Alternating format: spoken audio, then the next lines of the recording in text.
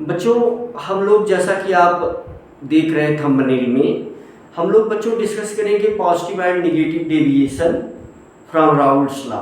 लेकिन उससे पहले कुछ छोटे छोटे क्वेश्चंस कर लेते हैं।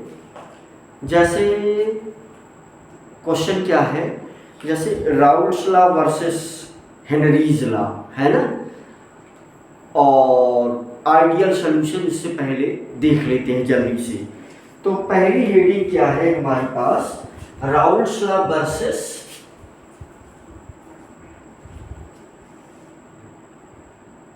Raoult's law versus Henry's law. तो पहला एक छोटा क्वेश्चन ये है, कभी कभी ये बोर्ड में पूछा जाता है भाई, है ना, कभी कभी ये कहाँ पूछा जाता है, बोर्ड एग्जाम में पूछा जाता है। वैसे मोटे तौर पर हमें जानना भी चाहिए। अब जैसे देखो, बहुत 2-3 पॉइंट में मतलब कुछ इसमें सिमिलरिटी है और कुछ डिफरेंसेस हैं, है ना। उसके बाद एक लाइन का कंक्लूजन, एक लाइन में सिमिलरिटी, एक लाइन में डिफरेंसेस, एक लाइन का कंक्लूजन, है ना। तो बस यही इतना हमें, यानी 3 पॉइंट में चीजें क्लियर कर देना है। तो पहले पॉइंट में बच्चों क्या मिला था आपको, अगर कोई सॉल्यूशन है नॉन वोलेटाइल सॉल्यूट का, है ना, solution of non volatile, solution of non volatile solute का, तो यहां पर चाहे हम क्या लिखें, हम लिख दें चाहे Pa, और इसी को लिखा गया है Ps, है ना, वेपर प्रेशर ऑफ सॉल्वेंट या वेपर प्रेशर ऑफ सॉल्यूशन, तो एक ही बात ही भाई, है ना, vapour pressure, partial vapour pressure, partial vapour pressure क्या है, पार्शियल वेपर प्रेशर, दिखा साफ साफ दिखा भाई, साफ साफ दिखना चाहिए। तो ये Pa क्या है, Pa है partial vapour pressure, partial vapour pressure of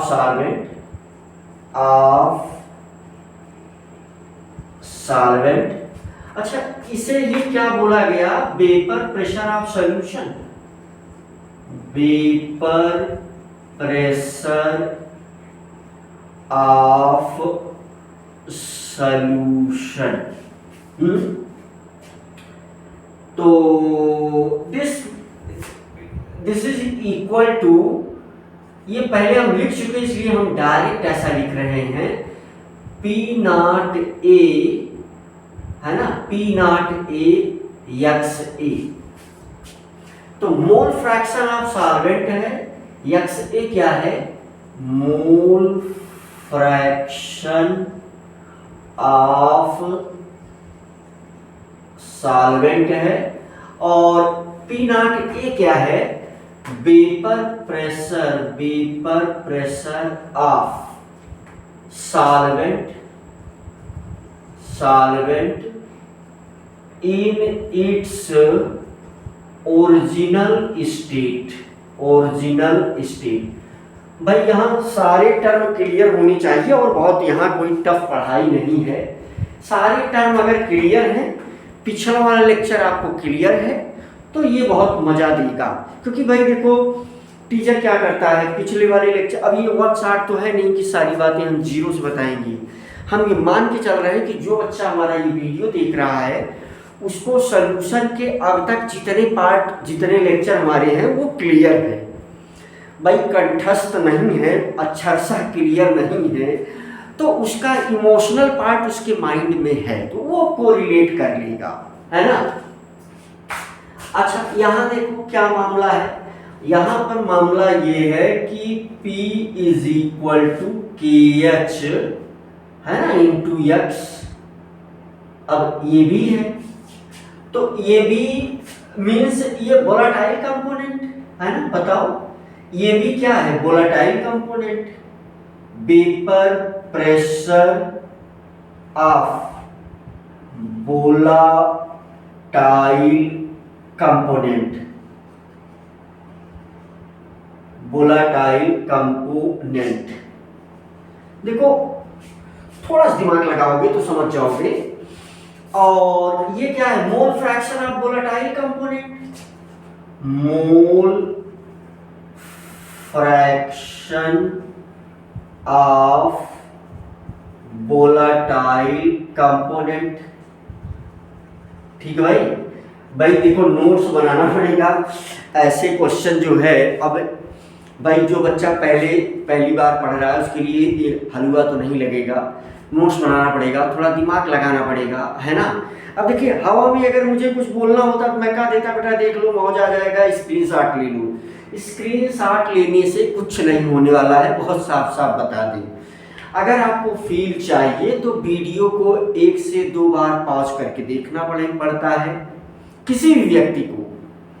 मान लो हम ही स्टूडेंट हैं और हम अगर कोई वीडियो देख करके, मान लो तुम स्टूडेंट हो है ना, और तुमने कोई ऐसा विशिष्ट नॉलेज का कोई वीडियो बनाया, मैं टीचर भले हूँ है ना, मान लो किसी सेगमेंट पर आपने कोई वीडियो बनाया जिसको मैंने नहीं पढ़ा है ना, मान लो आपने एस्ट्रोलॉजी पर वीडियो बनाया।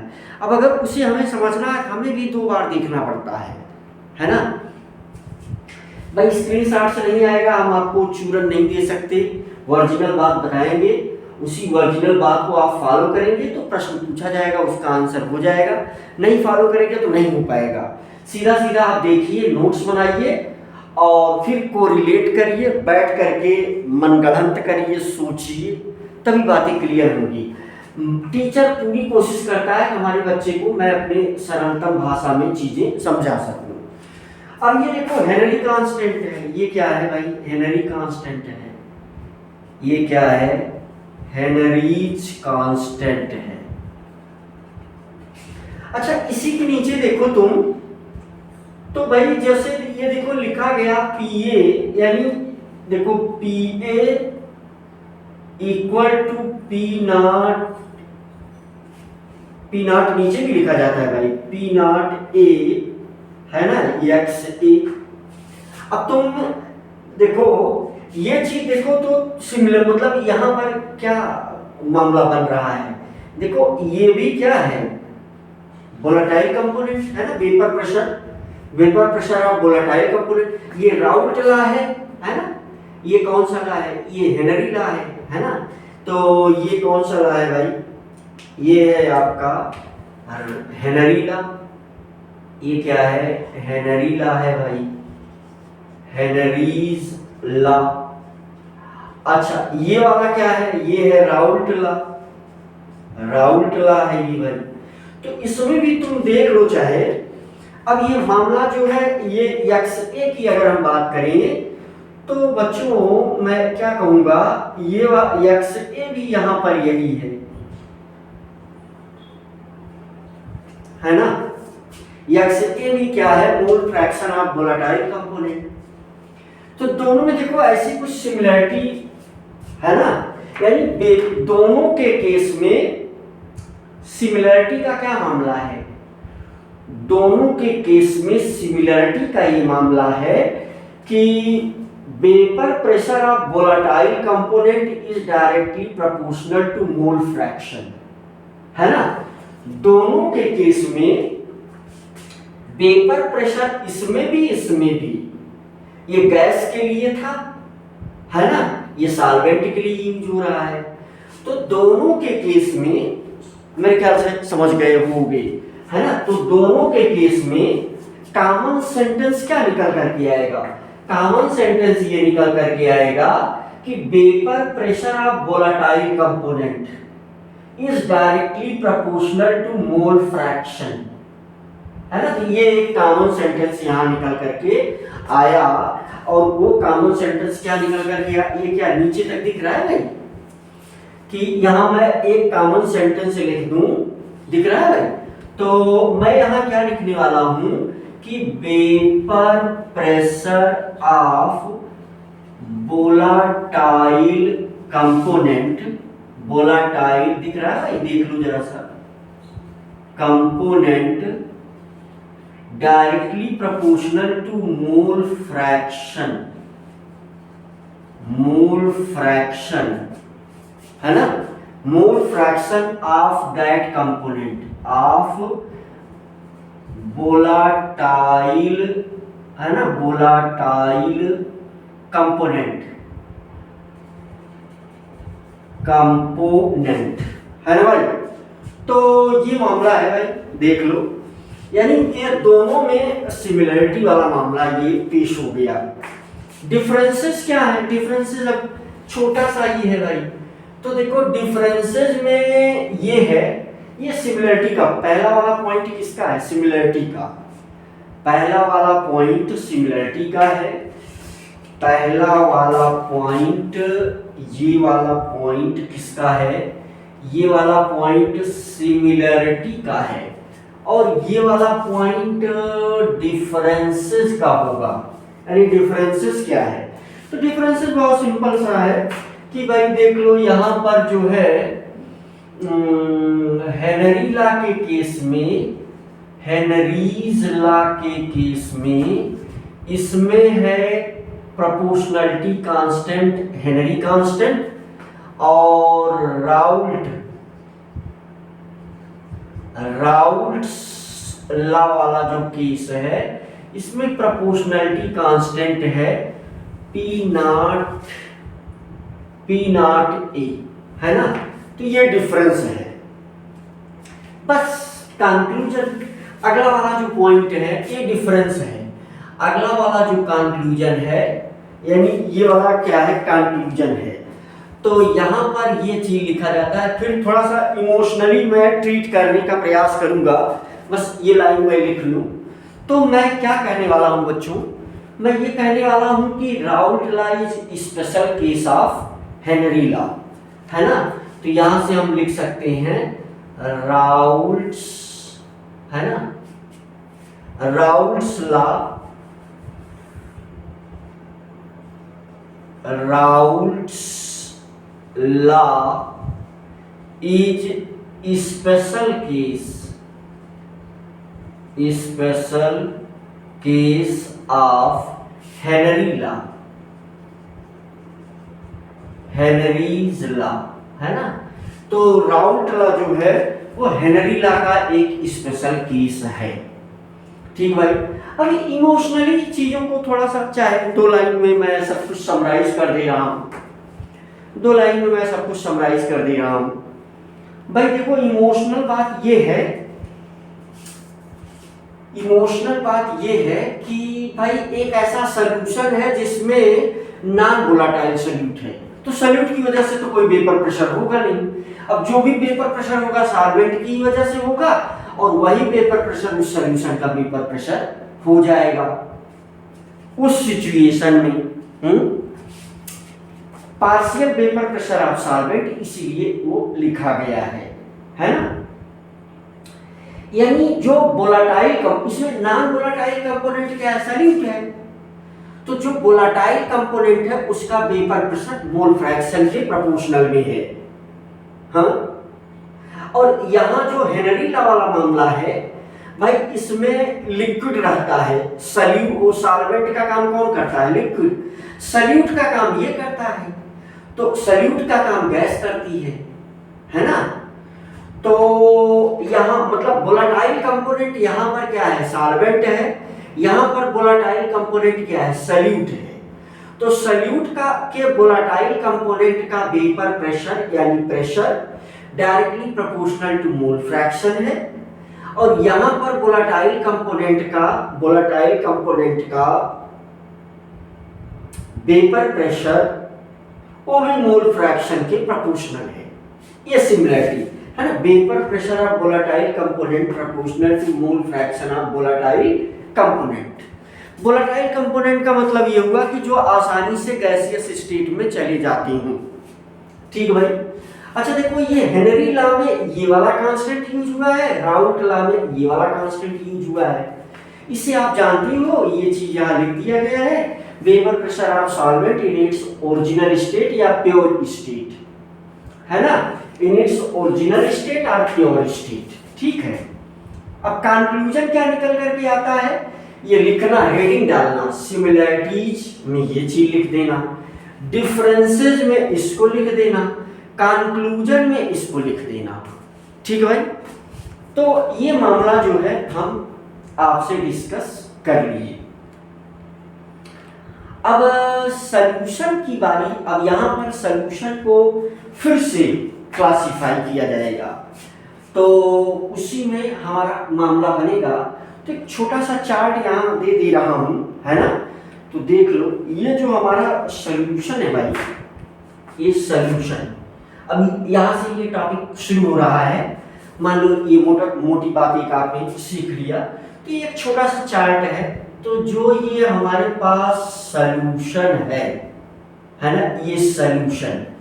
अब ये अगला टॉपिक शुरू है भाई, अब इसी में 2-3 चीजें हैं जिनको पढ़ना है। तो एक सॉल्यूशन है आइडियल सॉल्यूशन, एक कौन सा सॉल्यूशन है, ए क्या है, आइडियल सॉल्यूशन, आइडियल सॉल्यूशन।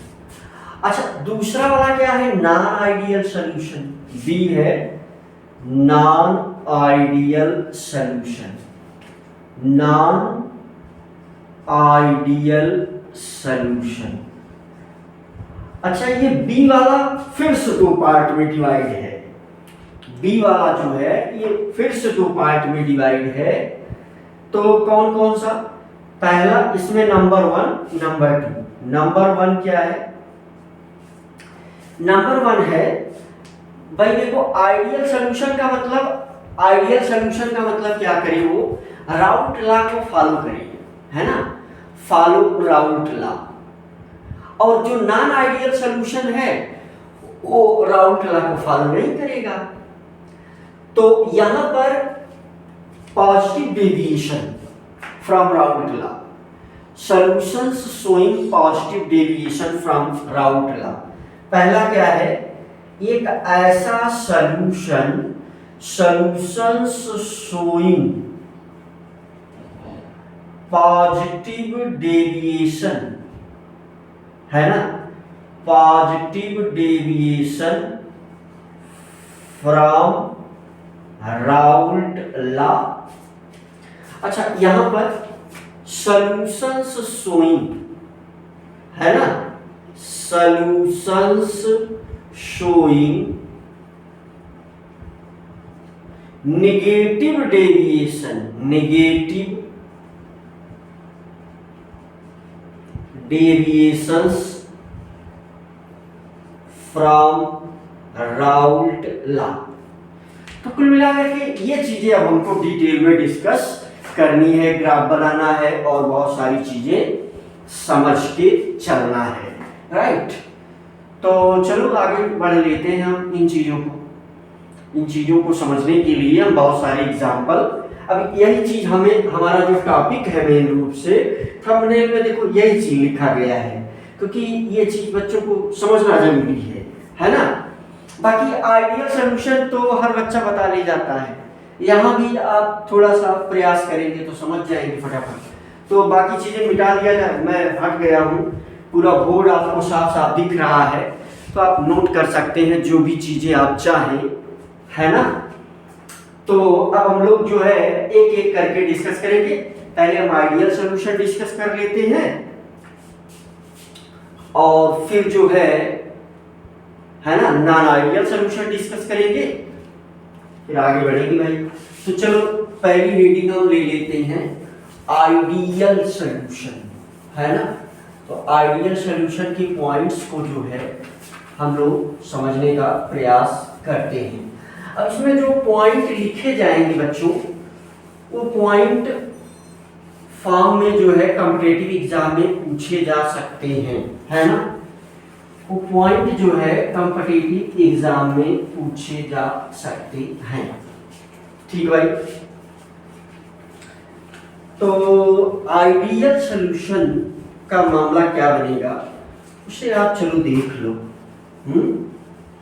अब जैसे अगर नॉर्मली डिफाइन करना हो तो ये कुछ ऐसा बनेगा। चलो मैं कुछ एक्सप्लेन कर दे रहा हूँ फिर मिटाता रहूँगा।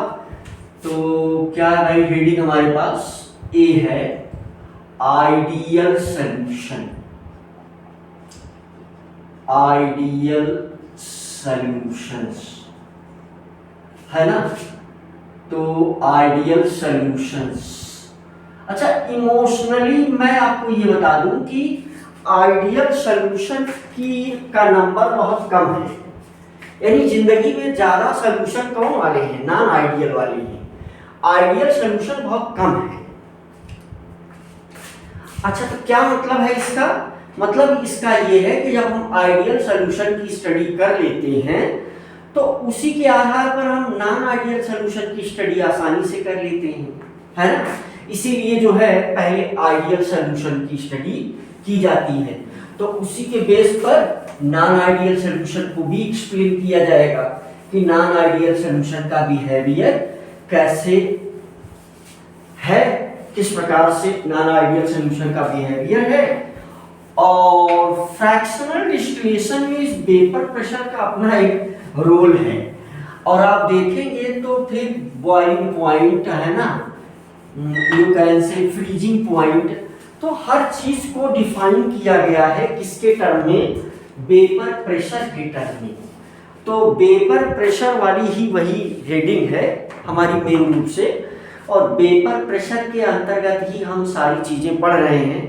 बाद में हम एक चार्ट में सारी चीजें समराइज कर देंगे, लेकिन अभी डिटेल में आपको इन बातों को समझना होगा।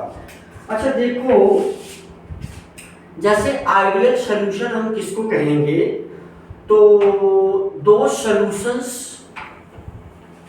Which obey Raoult law. तो पहली बात तो यही बच्चे लिख देते हैं, किताबें भी यही लिखी हैं, solutions which obey Raoult law, है ना, solutions which obey Raoult law,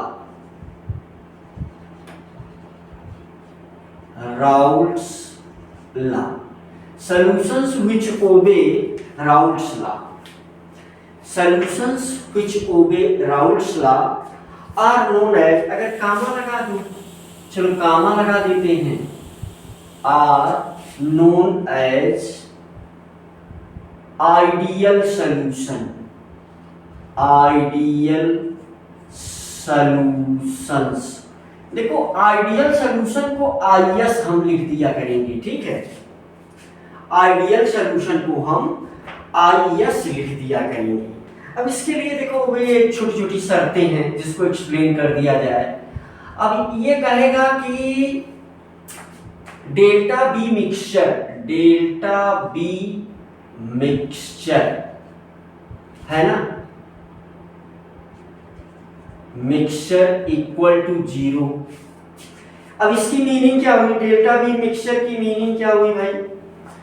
भाई देखो दो लिक्विड है ना, मान लो लिक्विड 1 है, लिक्विड 2 है, तो देखो दो लिक्विड का पहले का वॉल्यूम B1 है लिक्विड 1 का, और दूसरे का वॉल्यूम क्या है, B2 है लिक्विड 2 का।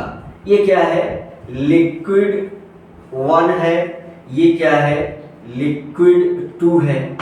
अब इन दोनों को मिलाएंगे अगर, है ना, अगर इन दोनों को हम मिला दें तो फिर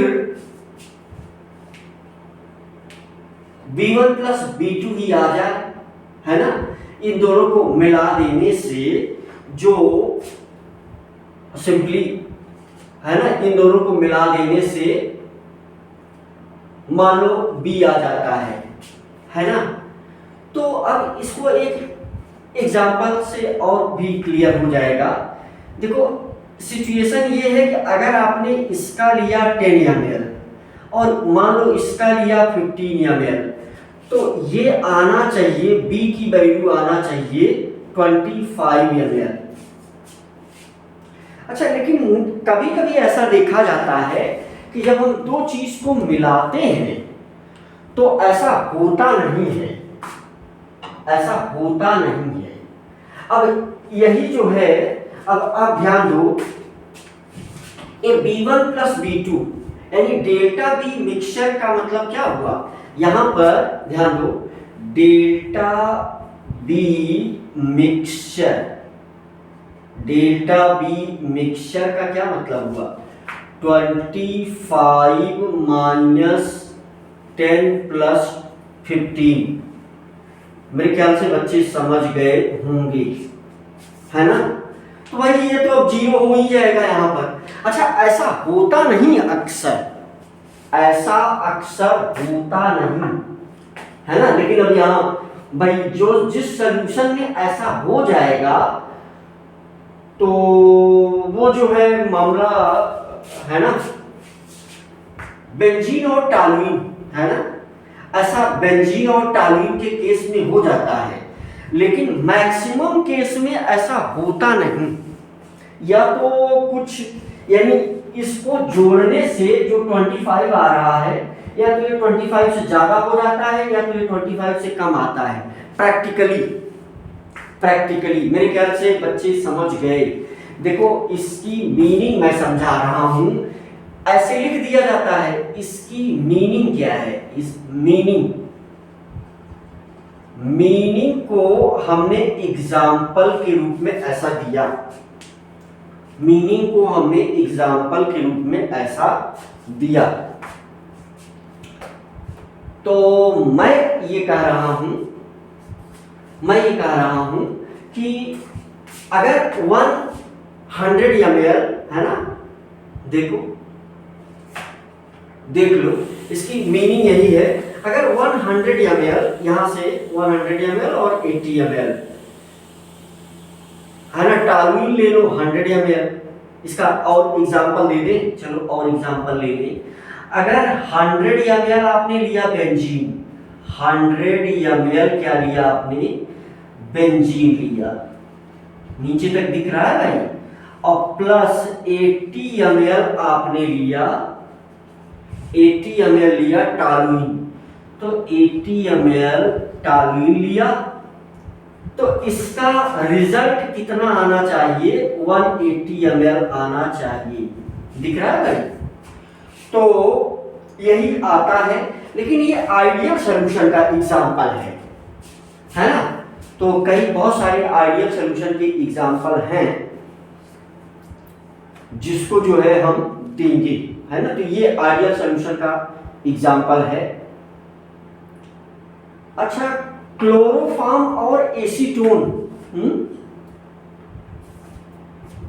क्लोरोफॉर्म और एसीटोन, अगर ऐसा हम अभी करते, इसी जगह पर एक दूसरा एग्जांपल मैं ले लूं। अगर क्लोरोफॉर्म, मान लो अगर मैं यहां पर एक दूसरा एग्जांपल ले लूं, कब नहीं होगा, तो है ना, एक एग्जांपल ये हो गया, मेरे ख्याल से समझ बात आ रही होगी। एक एग्जांपल मैं ले रहा हूं, देखो इसको, ये नॉन आइडियल वाला है भाई। तो अगर मैंने मान लो ले लिया 10 ml क्लोरोफॉर्म, है ना, प्लस 20 ml एसीटोन, तो ये कितना आना चाहिए, ये 30 ml आना चाहिए, लेकिन ये 30 ml नहीं आता है ना, ये 30 ml, नॉट 30 ml, ये 30 ml के इक्वल नहीं आता है, बल्कि लेस देन 30 ml आता है। ये सही नहीं है ना। ये देखो, ये एग्जांपल है भाई, ये एग्जांपल है, एग्जांपल 1। तो चूंकि ये तो आइडियल सॉल्यूशन है, लेकिन ये आइडियल सॉल्यूशन नहीं है, तो ये जो फाइनल वॉल्यूम यानी ये जो B आता है, इसको 30 आना चाहिए था, लेकिन ये लेस देन 30 आता है ना। तो जो B यानी इन दोनों को ऐड करने पर 30 आना चाहिए था, लेकिन ये 30 से कम आता है, यानी लेस देन 30 ml, बी की वैल्यू लेस देन 30 ml, ये आता है इसमें रिजल्ट, ये रिजल्ट आता है। यानी उल्टा लिख दिया ना, B is less then 30 ml, हाँ उल्टा लिख दिया। यानी ये जो B आया ये 30 ml नहीं है, कुछ भाई B आएगा, है ना, देख लो इन दोनों को जोड़ने पर कुछ B ml आएगा जो कि 30 ml नहीं है। 30 ml नहीं है तो क्या ज्यादा है या कम है?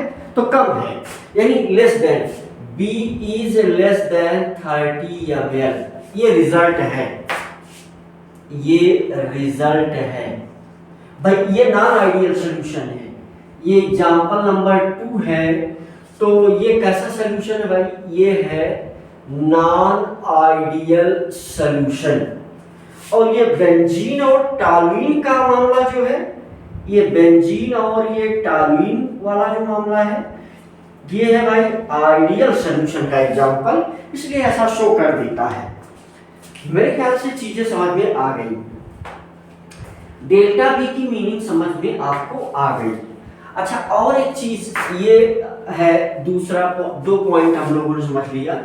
तीसरा पॉइंट ये है बच्चों कि डेल्टा एच जो है, डेल्टा एच फॉर मिक्सचर, ये भी कितना होना चाहिए? 0 होना चाहिए। ये 0 होता नहीं है, ये 0 होता नहीं है। या तो डेल्टा एच ग्रेटर देन होगा, ये आइडियल के केस में है, आइडियल सॉल्यूशन के लिए ट्रू है। लेकिन ये जब नॉन आइडियल होगा तो या तो ये ज्यादा होगा या तो कम होगा, है ना। तो ये किसका केस है? ये आइडियल का केस है। नॉन आइडियल के केस में या तो ये ज्यादा होगा या तो कम होगा। अच्छा, ये भी कंडीशन फॉलो हो जाती है कि ये जो डेल्टा एस है,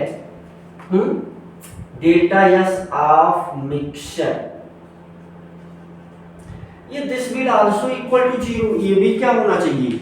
0 होना चाहिए। डेल्टा एस ऑफ मिक्सचर जो है वो क्या होना चाहिए? 0 होना चाहिए। ठीक भाई।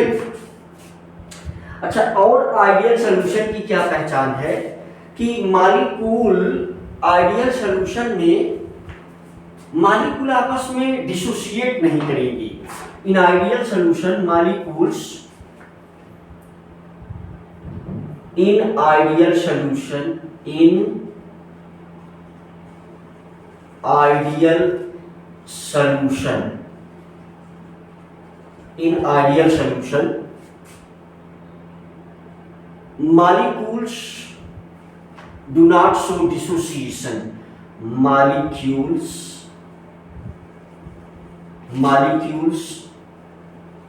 do not show dissociation, ये डिसोसिएशन नहीं शो करना चाहिए, है ना। जैसे अब एथिल आयोडाइड और एथिल ब्रोमाइड, डिसोसिएशन शो नहीं करना चाहिए भाई। देख लो, एग्जाम्पल से क्लियर हो जाएगा। एग्जाम्पल देखो, बहुत क्लियर हो जाएगा। क्या मामला है भाई? मामला ये है कि जैसे है ना C2H5I एंड C2H5Br। अब ये तो आइडियल सॉल्यूशन है, इसमें डिसोसिएशन वगैरह नहीं होगा, पहला एग्जाम्पल। लेकिन अब ये दूसरा वाला आइडियल नहीं बनेगा। जैसे दूसरा वाला जो एग्जाम्पल है, जैसे H2O प्लस H2SO4, अच्छा चाहे H2O प्लस NaCl, तो H2, ये तो दोनों नहीं टूटेंगे, लेकिन ये फटाका टूट जाएगा, है ना। तो आपको पता है कि ये वाला किस में टूट जाएगा? ये वाला टूट जाएगा बच्चों twice H plus plus SO4 minus minus में, और ये वाला टूट जाएगा किसमें? Na plus plus Cl minus में। इसका मतलब दूसरा वाला जो सॉल्यूशन बन रहा है, ये दोनों सॉल्यूशन कैसे? नॉन आइडियल सॉल्यूशन है। वो ऊपर वाला कौन सा है? ये पहला वाला क्या है? पहला वाला भाई आइडियल सॉल्यूशन है। ठीक भाई। अच्छा, और एक बात ये है कि आपस में सल्यूट और सॉल्वेंट है ना, मॉलिक्यूल आपस में रिएक्शन नहीं करनी चाहिए। Molecules of ideal solution do not show reaction. तो यहां पर पॉइंट क्या है कि molecules of ideal solution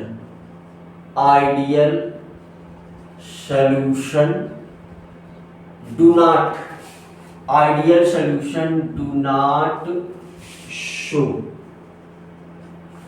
molecules of ideal solution do not show any type of reaction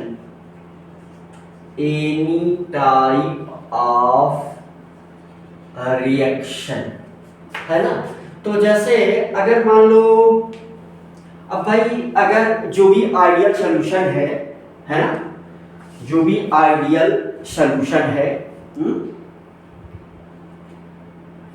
ideal solution में भाई नहीं शो करेगा रिएक्शन, लेकिन अगर एग्जांपल से क्लियर होगा। अब देखो अगर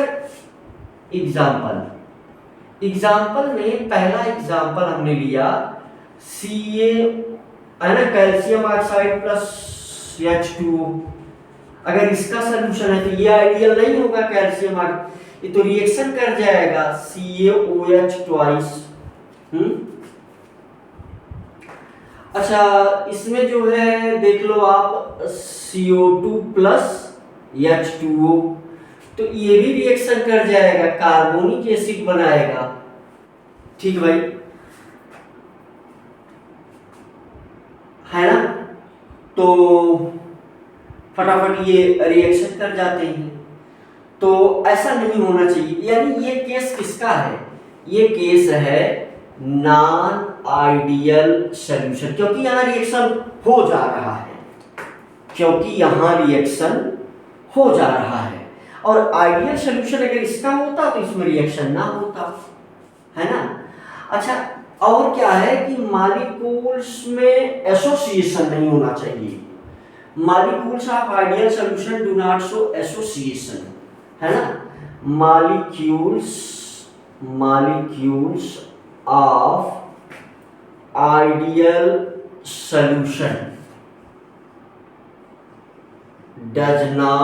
molecules of ideal solution do not show association।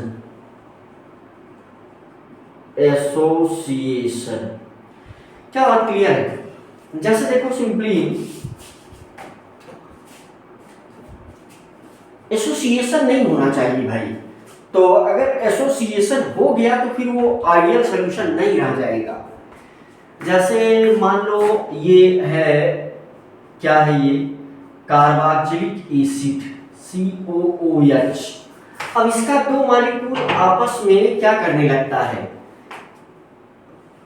Association करने लगता है। कैसे, देखो ये कुछ इस प्रकार से है ना, इसमें ये कुछ जो है स्ट्रक्चर जो है मैं ऐसे बना दे रहा हूँ, चलो ऐसे ही बना दे रहा हूँ। तो ये एक बेंजीन रिंग हो गई, ये एक दूसरी बेंजीन रिंग हो गई भाई, और यहाँ मॉलिक्यूल क्या करेगा, एसोसिएशन करने लगेगा। ये है C, यहाँ पर भी है C, तो ये हो गया हमारे पास डबल बॉन्ड, और ये single bond O, single bond H। ठीक है, थोड़ा दूर बना दें। अच्छा यहां पर हो गया double bond O, double bond O, single bond C, ये है ना। ये देखो यहां पर क्या होने लगता है, एसोसिएशन होने लगता है। ये O है, ये H है, तो देखो यहाँ हाइड्रोजन बॉन्ड बन जाएगा। कहाँ बन जाएगा, यहाँ पर हाइड्रोजन बॉन्ड बन जाएगा। कहाँ पर, यहाँ पर। ये देखो एसोसिएशन होने लगा, है ना। तो यहाँ क्या है, partial negative, partial positive, partial positive, partial negative. तो ये एसोसिएशन हो गया, पार्शियल नेगेटिव। तो ये जो एग्जाम्पल है ना, अगर इसका कोई सॉल्यूशन है तो फिर यहाँ एसोसिएशन हो रहा है, इसका मतलब कि नॉन आइडियल का केस है ये आइडियल नहीं है ना, नॉन आइडियल सॉल्यूशन का केस है, नॉन आइडियल सॉल्यूशन। अब अगर कभी भाई इतना डिटेल में नहीं लिखने की आवश्यकता है, ये तो जानकारी के लिए है, कभी अगर बोर्ड पूछा जाए तो देखो एक पॉइंट ये ऐसे डायरेक्ट लिख दो, डायरेक्ट ये लिख दो, डायरेक्ट ये लिख दो, है ना। एक्सप्लेनेशन तो अभी तुम्हें क्या था, तुम्हें समझाने के लिए एक्सप्लेनेशन दिया जा रहा था, बाकी उसको बहुत डिटेल में लिखने की कोई आवश्यकता नहीं है ना, लेकिन समझने की आवश्यकता है। हाँ, कंपटीशन पॉइंट ऑफ व्यू से हर पॉइंट इम्पोर्टेंट है। अगर कोई लड़का नीट का एग्जाम और जेई का एग्जाम दे रहा है तो उसको ये सारे पॉइंट याद रहते हैं, है ना। तो बच्चों हम लोग जो है कुछ एग्जाम्पल, है ना, कुछ एग्जाम्पल और इसका ग्राफ, आइडियल सॉल्यूशन का ग्राफ देख लेते हैं ना। ये 2 मॉलिक्यूल ऑफ बेंजोइक एसिड है, तो इस प्रकार से इसमें एसोसिएशन होता है। नॉन आइडियल सॉल्यूशन का एग्जाम्पल है, आइडियल सॉल्यूशन के बहुत सारे एग्जाम्पल हैं। मेरे ख्याल से चीजें दिख रही हैं, है ना, साफ साफ, है ना। तो आइडियल सॉल्यूशन का जो एग्जाम्पल है, बहुत सारा एग्जाम्पल आइडियल सॉल्यूशन का है। कहाँ दिया जाए, चलो आइडियल सॉल्यूशन का एग्जाम्पल दे देते हैं। तो एग्जाम्पल ऑफ आइडियल सॉल्यूशन, है ना, ये 2 एग्जाम्पल आपने देख लिया। एक एग्जाम्पल क्या है, आइडियल सॉल्यूशन का एक एग्जाम्पल क्या है, बेंजीन और टॉल्यूइन का है, और एथिल आयोडाइड एथिल ब्रोमाइड है ना।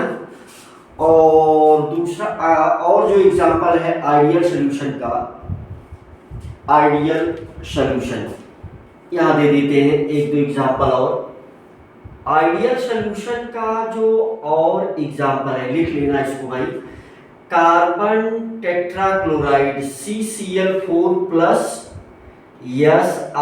SiCl4, ये आइडियल सॉल्यूशन का एक एग्जाम्पल और हो गया।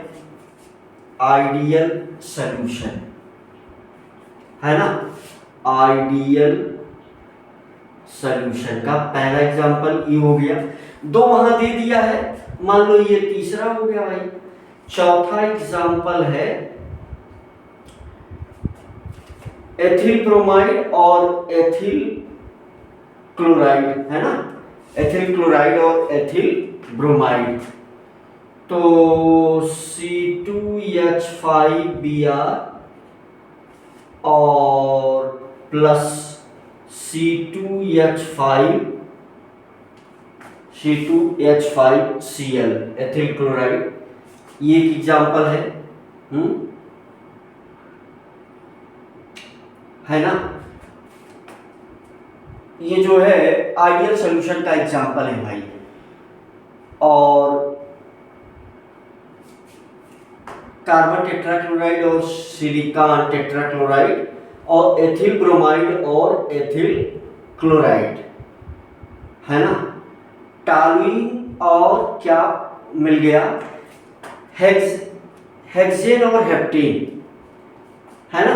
चौथा 5वां एग्जाम्पल हेक्सेन प्लस हेप्टेन, इसका जो सॉल्यूशन होगा आइडियल सॉल्यूशन के जैसे बिहेव करेगा, हेक्सेन और हेप्टेन। तो ये 5 एग्जाम्पल, और भी एग्जाम्पल 1-2 हैं। तो ये 5 एग्जाम्पल हैं आइडियल सॉल्यूशन के। आइडियल सॉल्यूशन का अगर हम ग्राफ देखें तो आइडियल सॉल्यूशन का ग्राफ कुछ इस प्रकार से आएगा। हम लोग फटाफट ग्राफ बना लेते हैं। मान लो कोई 2 लिक्विड है, ग्राफ बनाएंगे, है ना। ग्राफ जो है वो इम्पोर्टेंट है, ग्राफ देख करके भी हमें पहचान लेना चाहिए कि क्या वो आइडियल सॉल्यूशन का ग्राफ है या नॉन आइडियल सॉल्यूशन का ग्राफ है। ठीक भाई, तो ग्राफ से भी चीजें क्लियर होंगी, है ना। तो अगले पॉइंट में हम लोग ग्राफ बना लेते हैं। ग्राफ देखो, ग्राफ बहुत ही सरल है। ग्राफ आपको समझ में भी आएगा। थोड़ा दिमाग लगाएंगे तो ग्राफ समझ में आ जाएगा, है ना।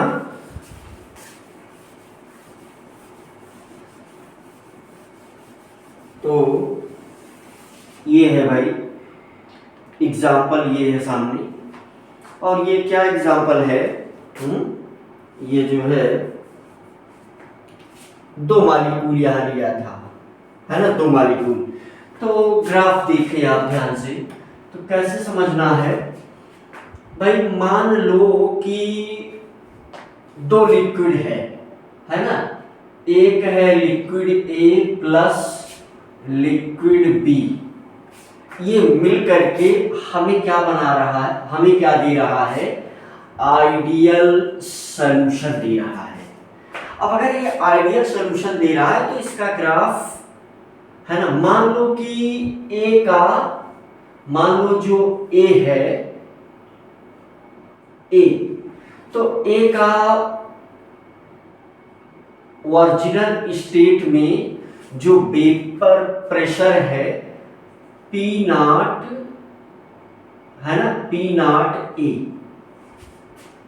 ठीक है भाई, P नॉट ए, और जो B कंपोनेंट है, B का वेपर प्रेशर ज्यादा है, तो B का वेपर प्रेशर है P नॉट बी, B का वेपर प्रेशर ज्यादा है। तो यहां पर जो है means X A is equal to 1 है, और यहां पर एक्स बी जो है वो क्या है, 0 है। यहां पर क्या होगा, यहां पर एक्स बी इक्वल टू 1 होगा, एक्स ए इक्वल टू 0 होगा, ठीक है भाई। तो इसका मतलब जैसे जैसे कंपोनेंट, ध्यान दो आप, जैसे जैसे ए का कंपोनेंट बढ़ेगा तो इसका ग्राफ बच्चों कुछ इस प्रकार से है ना, जैसे जैसे देखो ए का कंपोनेंट बढ़ेगा तो ये वेपर प्रेशर ए की तरफ, है ना, शिफ्ट करेगा, है ना भाई। देख लो सिंपल सी बात है कि इस पॉइंट पर ए का वेपर प्रेशर 0 है, देखो ध्यान से, इस पॉइंट पर ए का वेपर प्रेशर क्या है, 0 है, और इस पॉइंट पर बी का वेपर प्रेशर कितना है, P नॉट बी है। ऐसे ही यहां पर भी भाई, है ना। तो इस पॉइंट पर अगर देखो आप, तो इस पॉइंट पर B का वेपर प्रेशर 0 है और इस पॉइंट पर मैक्सिमम है ना। तो यहां से अगर हम इसे मिला दें तो ये कंपोजिशन का ग्राफ आ जाएगा। अच्छा यहां क्या है, यहां ये है बच्चों, you can write it like this. कैसे लिखेंगे, ये वाला जो है यानी P A, partial vapour pressure of P A is equal to vapour pressure of A multiplied mole fraction, है ना। अच्छा बी का लिखा जा रहा है, इस लाइन पर क्या होगा, है ना, ये वाली जो लाइन है, ठीक भाई, इस वाली लाइन के लिए ये चीज हम लोग लिख रहे हैं। तो P नॉट ए और फिर एक्स ए, है ना, तो ये क्या है, एक्स ए है। देखो जैसे जैसे इस तरफ हम बढ़ेंगे एक्स ए घटेगा तो P partial pressure of A भी घटेगा। अच्छा यहां पर क्या है, partial pressure of B equal to P not B X B, है ना। अच्छा यहां से जो मिक्सचर का होगा यानी पीएम मिक्सचर या सॉल्यूशन, हम जो भी बोले PM PS is equal to P A plus P B, है ना। तो ये चीज, ये ग्राफ मेरे ख्याल से ग्राफ बहुत ही सरल और सिंपल है। एक बार फिर से आप देख लो भाई, देखो इस पॉइंट पर केवल एक्स बी है और उसका वेपर प्रेशर ये है, साफ साफ दिख रहा है। अब देखो ध्यान से, जैसे जैसे हम इस तरफ बढ़ेंगे बी का कंपोनेंट घटेगा और बी का कंपोनेंट घटेगा तो फिर वेपर प्रेशर भी घट रहा है, देखो, है ना। अच्छा, ए वाले केस में आओ। ए वाले केस में यहां पर है ना, यहां पर क्या है, vapour pressure P not A है। जैसे जैसे इस तरफ हम चलेंगे यक्स ए का कंपोनेंट घटेगा, यक्स ए का कंपोनेंट घटेगा तो पार्शियल प्रेशर ऑफ ए भी घटेगा, है ना। हर पॉइंट पर पार्शियल प्रेशर ऑफ ए भी घटेगा। एक दो कलर में एग्जांपल देने, ये बात मुझे लग रहा है कि एक बार बोल करके फिर से दो कलर पेन यूज करके एग्जांपल देना चाह रहा हूं मैं, है ना। तो मुझे लग रहा है कि दो एग्जांपल देने से बातें बन जाएंगी। जैसे यहां से देखो, जैसे हम इस डायरेक्शन में चलेंगे तो एक्स बी का कंपोनेंट देखो घटता हुआ क्या आ गया, जीरो आ गया, और यहाँ एक्स ए का घटता हुआ क्या आ गया, जीरो आ गया। तो भाई देखो, जैसे हम यहाँ हैं इस पॉइंट पर तो मैक्सिमम है प्रेशर, जैसे इस पॉइंट पर पहुंचे घट गया, इस पॉइंट पर पहुंचे घट गया। देखो अब एक्स बी यहाँ पर कितना है, ये इतना आ गया। यहाँ पर देखो ध्यान दो तो एक्स बी कितना आ गया, इतना आ गया।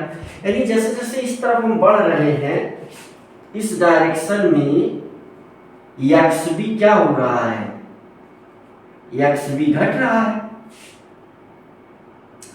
और यहां से इस डायरेक्शन में क्या कर रहा है, एक्स ए घट रहा है। ठीक है, तो यहां अगर आप देखो तो पहले ये था, जैसे देखो प्रेशर, वेपर प्रेशर कम हुआ, फिर यहां हम पहुंच गए, पीए का पार्शियल वेपर प्रेशर और कम हो गया क्योंकि उसका कंपोनेंट कम हो गया, है ना। लेकिन ओवरऑल की हम बात करें तो इंक्रीज किया। तो यहां से सिंपली मुझे लग रहा है कि ये ग्राफ कई बार हम लोग बनाएंगे तो ये आप आसानी से समझ जाओगे। तो यहां से अगर हम पीएम पीएस जो भी आप लिखना चाहो, है ना, वेपर प्रेशर ऑफ मिक्सचर या वेपर प्रेशर ऑफ सॉल्यूशन एक ही बात होती है ना। तो यहां से देखो ये फार्मूला एप्लीकेबल होगा आइडियल सॉल्यूशन के लिए। तो this PM is equal to, है ना, पीए, मेरे ख्याल से यहां समझ में आ जाएगा, पीए प्लस पीबी। तो इसे हम क्या लिख सकते हैं, इसे हम लिख सकते हैं P not A x A plus P not B X B, है ना। तो यहां से एक्स ए की जगह पर हम क्या लिख सकते हैं, ध्यान दो, तो एक्स ए की जगह पर हम लिख सकते हैं 1 minus X B, 1 minus X B के टर्म में सब कुछ आ जाएगा, plus P not B X B, है ना। तो सब कुछ एक्स बी के टर्म में आने वाला है। तो ये क्या हो गया, पी नॉट ए, है ना, minus P not A X B, है ना, plus P not B X B के टर्म में सब कुछ हो गया, है ना। तो यहां से जो है सिंपली इसको अगर हम आगे बढ़ा दें तो यानी पीएम इज इक्वल टू, और ये ग्राफ कुछ वैसा ही आ रहा है, यानी पीएम इज इक्वल टू, तो इस दोनों को हम एक साथ लिख लें, इन दोनों को हम एक साथ अगर लिख लें तो ये क्या हो जाएगा, एक्स बी, अच्छा, with in bracket P not B minus P not A, है ना, इन दोनों को एक साथ ले लिया, और प्लस क्या हो जाएगा, प्लस पी नॉट ए, अब देखो ये इक्वेशन कैसा है, y is equal to m, है ना, y is equal to m x plus m क्या बनेगा m x plus C, y is equal to m x plus C, है ना, y is equal to m x plus C. तो m तो ये बनेगा, है ना, y is equal to m x plus C, इसको हम ऐसा लिख दें तो फिर पूरा क्लियर हो जाएगा। यानी pm is equal to ps, pm is equal to ps equal to p not b minus p not a X B plus p not a। ठीक है भाई, तो ये क्या हो गया, ये हो गया y is equal to m x plus C, m x plus C. तो जैसे अगर हम ध्यान दें y is equal to m x plus C, this one is m, this one is x, है ना, ये अब एक्स बी, तो यहाँ 0 था, यहां से हम आगे चल रहे हैं तो एक्स भी बढ़ रहा है ना, तो यम एक्स ये क्या है, सी है। तो यहां से सिंपल सा आप देख भी सकते हैं कि ये यही जो ये पॉइंट है ना, यहां से लेकर के यहां तक यही क्या है, सी भी है, और जिसकी वैल्यू कितनी है, पी नॉट ए है ना, तो y is equal to m x plus C. तो सिंपल सा ये रूल यहाँ आइडियल सॉल्यूशन के लिए एप्लीकेबल होता है। और ये ग्राफ देखो ये ऐसा ही है ना। अब नीचे वाले को अगर हम छोड़ दें तो y is equal to m x plus C का ग्राफ कुछ ऐसा देख लो, ऐसा कुछ बना हुआ है, ऐसा आ रहा है ना। यही क्या है, पी नॉट ए है, ठीक भाई, ये क्या है, पी नॉट ए है, और यही क्या है, सी है ना, पी नॉट ए की वैल्यू, और यहाँ जो स्लोप है दैट इज यम, और इस पॉइंट पर एक्स बी क्या हो रहा है, इंक्रीज कर रहा है, एक्स बी जो है इंक्रीज कर रहा है, और ये वाला पॉइंट है भाई, और इस लाइन पर क्या इंक्रीज करेगा भाई, इस लाइन पर इंक्रीज करेगा पीएम, इस लाइन पर पीएम है, वाई तो यही है ना, यही क्या है, वाई है, ये तो पी नॉट ए क्या है, पॉइंट है, और ये सी है, ठीक है। इसका जो स्लोप होगा है ना, तो वही स्लोप ही क्या होगा, P not B minus P not A, है ना। तो ये इस प्रकार से कुछ है। तो अब हम लोग जो है नॉन आइडियल सॉल्यूशन देखेंगे, और जिसमें जो है पहले हम लोग पॉजिटिव डेविएशन फिर नेगेटिव डेविएशन। तो ये जो हमने डिस्कस किया, so this is all about regarding what, ideal solution. अब यहाँ पर एक पॉइंट और भी है कि जैसे जैसे सॉल्यूशन डाइल्यूट होता जाएगा वो राउट लॉ को फॉलो करेगा। सॉल्यूशन जैसे जैसे डाइल्यूट होता जाएगा वो आइडियल सॉल्यूशन की तरफ शिफ्ट होता जाएगा, है ना, तो वो राउट लॉ को फॉलो करेगा। तो ये पॉइंट जो है चाहे हम लिख भी सकते हैं, चलो लिख दे रहे हैं, वैसे एक पॉइंट लिखना हमें चाहिए, तो चलो लिख दे रहे हैं। सुन करके भी काम चल सकता था, आपको याद है ना, हो सकता है सुन करके भी, क्योंकि बहुत सरल पॉइंट है। किसी भी सॉल्यूशन का, अगर किसी भी सॉल्यूशन को हम डाइल्यूट करते हैं, है ना, डाइल्यूशन ऑफ सॉल्यूशन, है ना, A B dilute solution,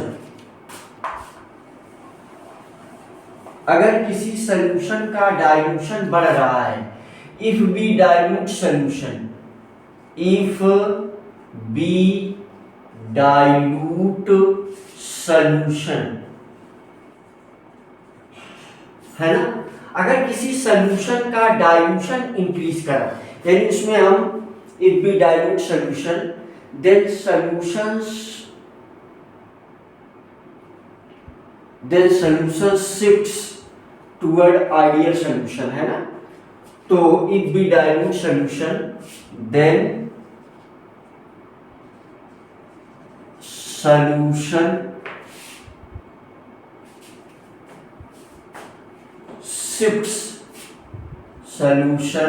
shifts toward ideal solution and follow and obey Raoult's law and obey Raoult's law and obey Raoult's law. और ये फिर राउल्ट लॉ को क्या करेगा, फॉलो करेगा।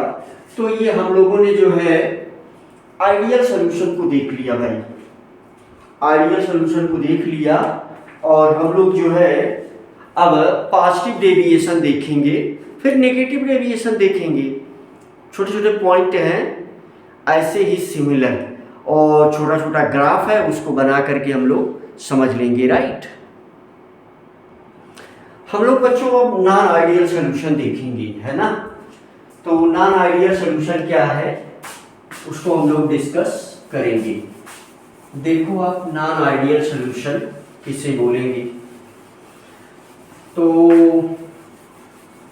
नॉन आइडियल में फटाफट वही हम कंडीशन से लिख सकते हैं, आप इन चीजों को लिख सकते हैं, है ना। अगर सॉल्यूशन नॉन आइडियल है तो क्या क्या पॉइंट्स उसमें आवश्यक है, तो देख लो नॉन आइडियल सॉल्यूशन।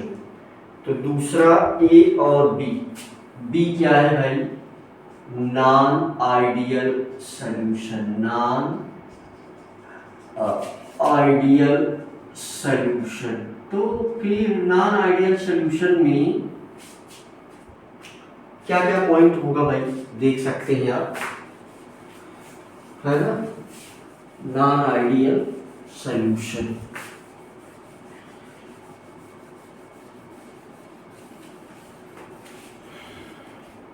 तो नॉन आइडियल सॉल्यूशन में भाई देखो जैसा कि वही सब पॉइंट है ना। पहला पॉइंट यही है कि नॉट ओबे राउल्ट्स लॉ, है ना, not obey Raoult's law, Raoult's law पहला पॉइंट हो गया, है ना। यहां पर delta H mixture not equal to 0, है ना। यहां पर delta S mixture not equal to 0, यहां पर delta B mixture not equal to 0। अभी तक जो सब 0 था वो 0 नहीं है, बस, है ना। ये नॉन आइडियल सॉल्यूशन है। और अब ये दो टाइप का होगा, या तो ये पॉजिटिव डेविएशन शो करेगा या तो ये नेगेटिव डेविएशन शो करेगा, है ना। तो पॉजिटिव डेविएशन और नेगेटिव डेविएशन, तो यहां से ये दो टाइप का होगा, यहां से ये दो टाइप का होगा। तो पहला वाला जो है नंबर 1 नंबर 2, है ना। तो पॉजिटिव डेविएशन, पॉजिटिव डेविएशन, है ना, positive deviation from Raoult law, from Raoult law, और negative deviation from Raoult law, negative deviation from Raoult law, है ना। तो एक एक करके हम लोग डिस्कस कर लेते हैं। तो पहले पॉजिटिव डेविएशन देखते हैं। एग्जाम्पल हम लेकर के चलेंगे भाई, उसी एग्जाम्पल से हमें समझ लेना है, ठीक भाई।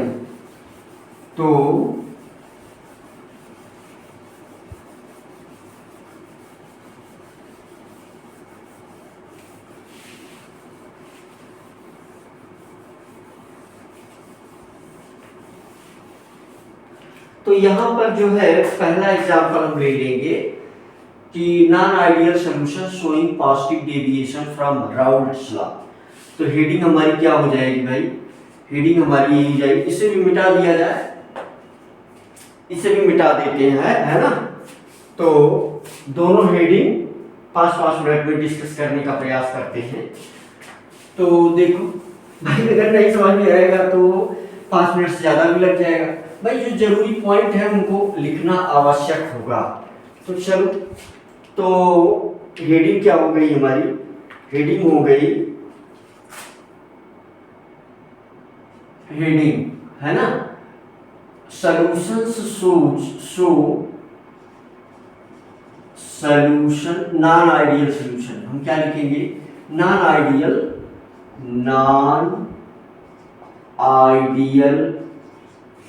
Solution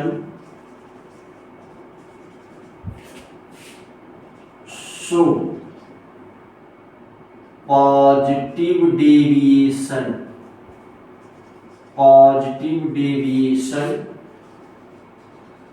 from non-ideal solutions show positive deviation from Raoult law,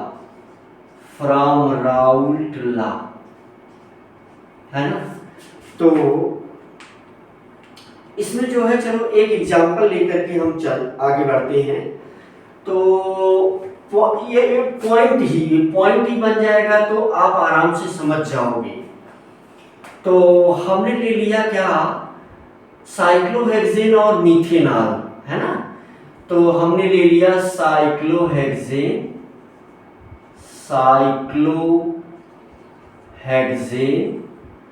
plus methanol, है ना। सी चलो लिख देता हूं, प्लस मीथेनॉल। एग्जाम्पल बाद में और बहुत सारा दे दूंगा मैं, लेकिन ऐसे ही सब लागू होगा। साइक्लोहेक्सेन का मतलब ये हो गया, है ना, प्लस मीथेनॉल का मतलब हो गया CH3OH। तो देखो यहां पर, है ना, यहां पर जो है, यहां पर हाइड्रोजन बॉन्डिंग है, तो इसका वेपर प्रेशर ज्यादा होगा, तो इसको हम मान लेते हैं कि ये A मॉलिक्यूल है और ये क्या है, B मॉलिक्यूल है। ये A मॉलिक्यूल है और ये B मॉलिक्यूल है ना।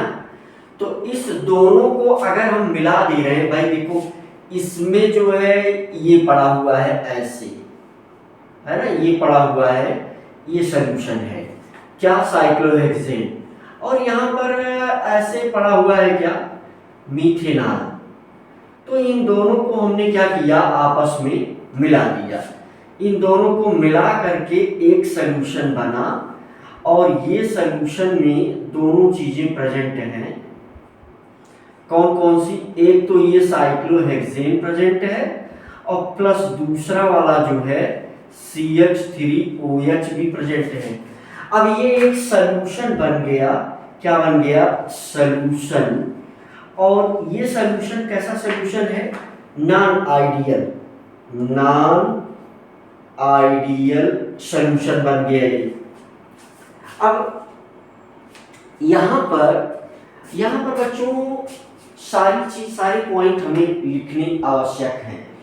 तो नॉन आइडियल का जो केस होगा, तो इसमें जो है A और B हमने मान लिया, है ना।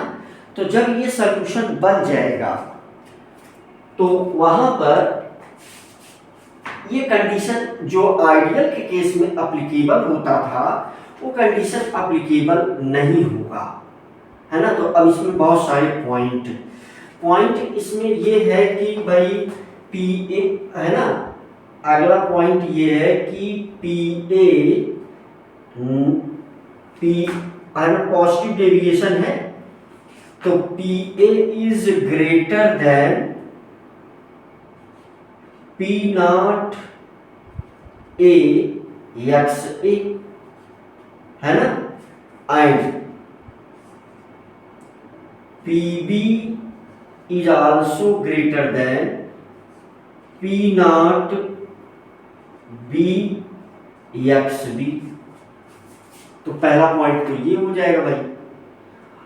अच्छा, दूसरा पॉइंट ये हो जाएगा कि जो P होगा, जो एक्सपेक्टेड P होगा, है ना, तो P is also greater then, अब यहां देखो अगला पॉइंट ये हो जाएगा कि P is greater then PA plus PB, ये एक्सपेक्टेड होगा, है ना।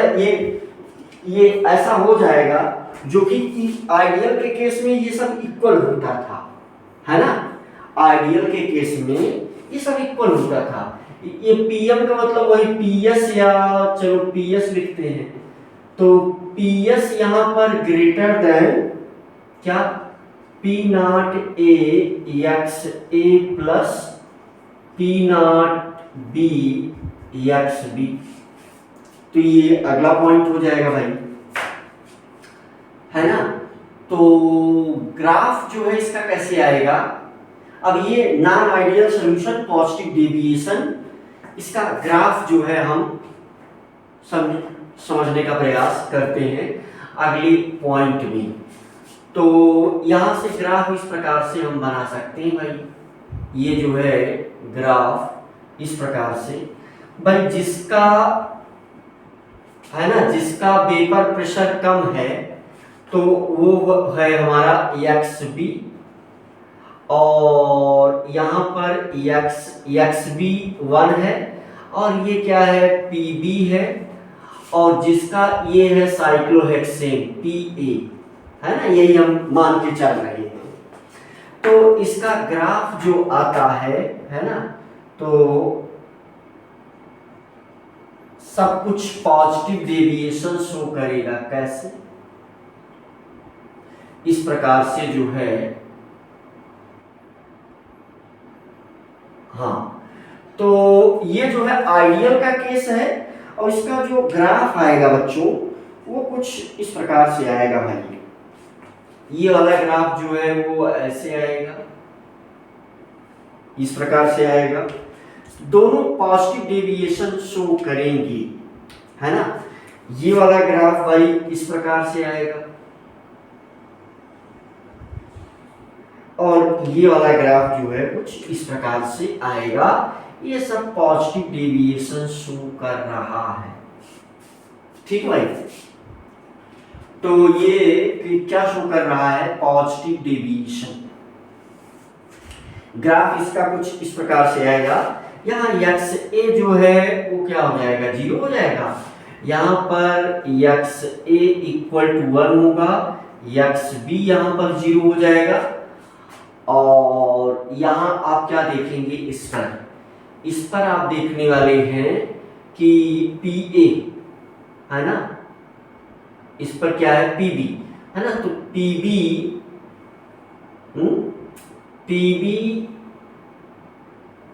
है ना, ये P नॉट है ना। तो ये क्या है, P नॉट है, और ये भी क्या है, P नॉट है। तो ये है PB greater than P not, है ना, PB greater than P not, P not A XA, है ना। और इस वाली लाइन पर क्या हो जाएगा भाई, इस वाली लाइन पर हो जाएगा यहाँ पर, यहाँ तो PA ग्रेटर देन, यहाँ पर क्या हो जाएगा, PA ग्रेटर देन, है ना, दिख रहा है भाई साफ साफ, PA ग्रेटर देन क्या हो जाएगा, P not A into XA, है ना, ये हो जाएगा। और यहां पर जो है PS greater than PA plus PB,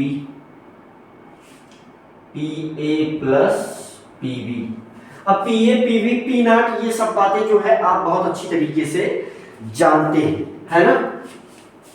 अच्छा, इसको थोड़ा सा एक्सप्लेन किया जाएगा। क्या एक्सप्लेन किया जाएगा, समझने का प्रयास करो आप भाई। इसका हमने वेपर प्रेशर क्यों माना, क्योंकि यहाँ पर हाइड्रोजन बांड है। यहाँ पर क्या प्रेजेंट है, इसमें हाइड्रोजन बांड होगा कि नहीं होगा, इसमें H बांड होगा, एच बॉन्ड की वजह से इसका जो वेपर प्रेशर हमने माना वो कम माना। ठीक भाई। तो अब यहां मामला क्या बनेगा बच्चों, यहां पर सारी चीजें ऐसी जाएगी जैसे यहां सब सारे पॉइंट हैं, यानी यहां पर जो डेल्टा बी मिक्सचर है ना, डेल्टा बी मिक्सचर जो है वो greater than B1 plus B2 है, B1 प्लस B2 है। B1 को BA प्लस BB लिख ले, BA प्लस BB लिख दे, BA प्लस BB है।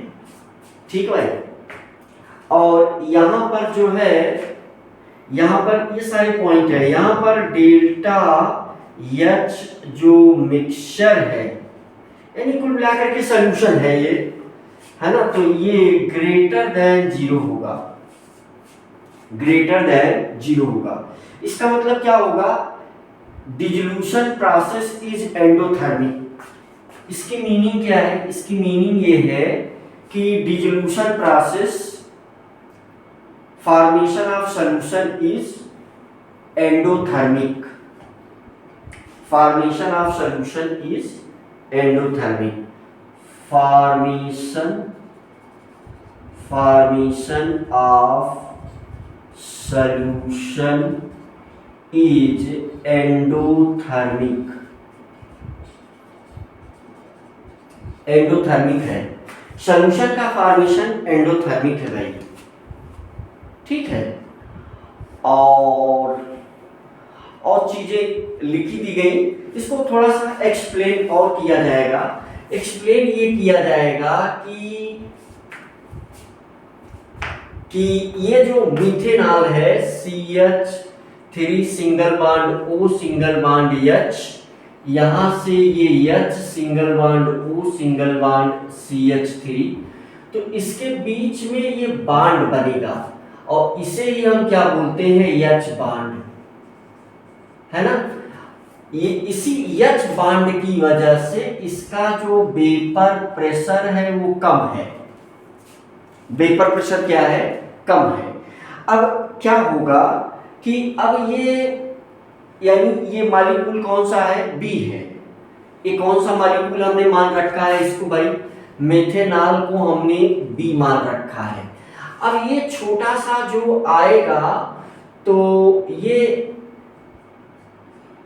कौन सा मॉलिक्यूल है भाई, ये A है, तो ये इसी के बीच में एंटर करके इस बॉन्ड को वीक करेगा, है ना, ये इसी के बीच में ये क्या करेगा, ये साइक्लोहेक्सेन इसी में ये ऐसे एंटर हो जाएगा, यानी H बॉन्ड को वीक करेगा, है ना,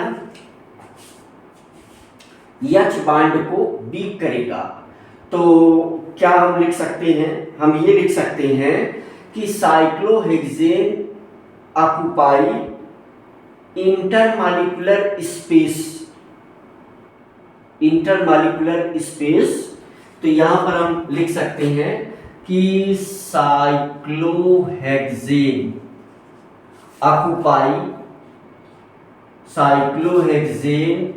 occupy the intermolecular space, intermolecular space,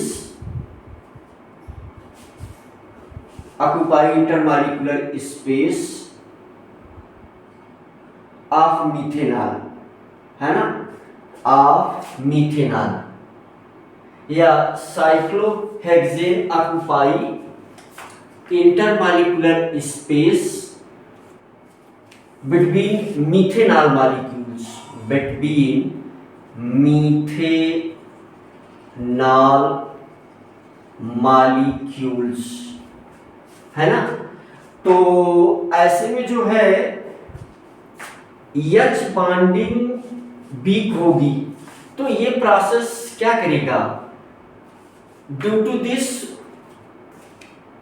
इसकी वजह से H बॉन्डिंग जो है वो वीक होगी, formation weakening of, due to this weakening of H bonding. Due to this weakening of H bonding, है ना, weakening of H bonding, तो H bonding जो है वो वीक होगी भाई, weakening of H bonding due to this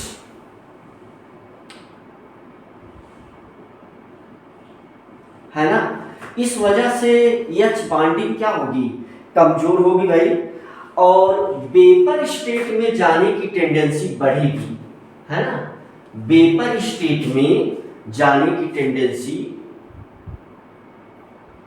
बढ़ेगी, tendency to go in vapour, है ना, tendency to convert in vapour state increase, tendency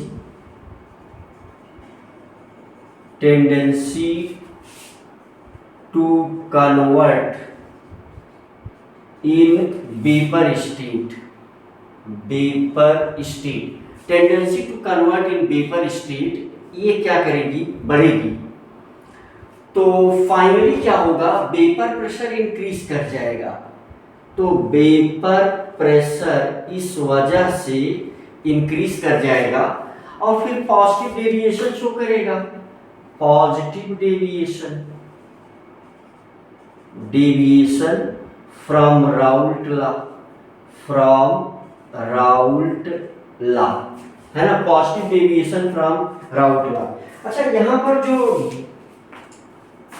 dotted line है ना, तो वो आइडियल केस को शो कर रहा है, और जो डार्क लाइन है वो रियलिटी को शो कर रहा है ना, तो यहाँ पर रियलिटी को शो कर रहा है ये डार्क लाइन, और डॉटेड लाइन आइडियल केस को शो कर रहा है, ये चीज जो है आप लिख भी सकते हैं, है ना, तो ये डॉटेड, सारी डॉटेड लाइन कौन कौन सी है, ये डॉटेड लाइन है ना, और ये डॉटेड लाइन है, और ये डॉटेड लाइन है, तो ये सारी लाइनें किसको शो कर रही हैं, आइडियल केस को शो कर रही हैं, और ये जो बोल्ड लाइंस हैं ये रियल केस को शो कर रही हैं, एक लाइन ये हो गई, एक लाइन ये हो गई, और एक लाइन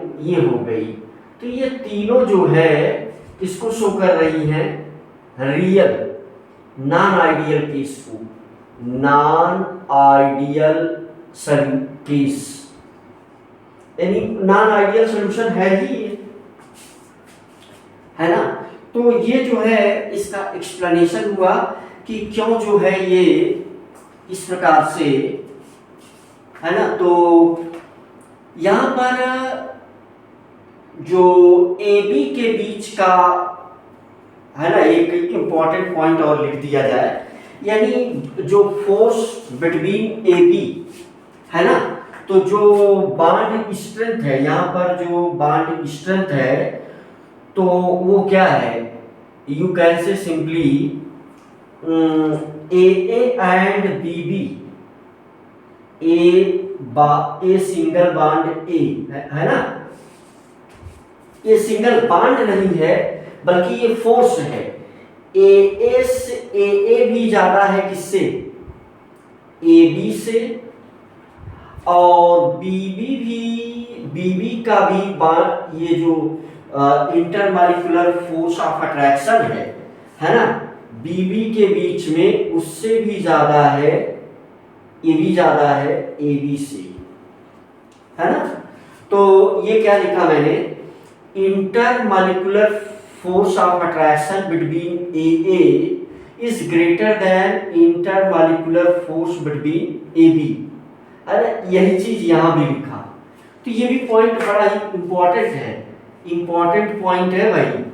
चलो मैं इसको फिर से एक बार बोल दे रहा हूं, ये मैंने क्या लिखा है एक बार आप फिर से सुन ले, तो ये लिखा है मैंने, intermolecular force between AA molecule is greater than intermolecular force between A B, ये क्या लिखा है इसको लिख लेना, intermolecular force between B B is also greater than intermolecular force between A B, है ना।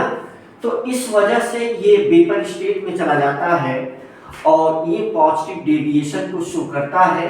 पॉजिटिव डेविएशन शो करने का एक एग्जांपल ये आपने देख ही लिया,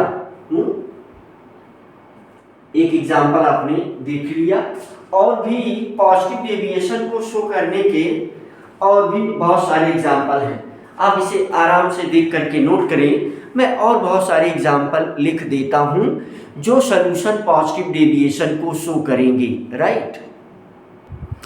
और भी बहुत सारे एग्जांपल हैं जो पॉजिटिव डेविएशन शो करते हैं। आपको ये बात याद रखना है कि ये यहाँ से भी कनेक्टेड है, ये वाली लाइन जो है ये इससे भी कनेक्टेड है भाई, है ना, इससे भी कोरिलेट करके आपको समझना है ना।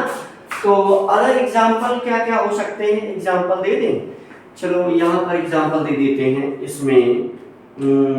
इसमें एग्जांपल और बहुत सारे एग्जांपल यहाँ पर, जैसे ये हो गया CCl4 प्लस क्लोरोफॉर्म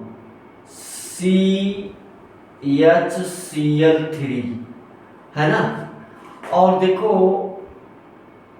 CH3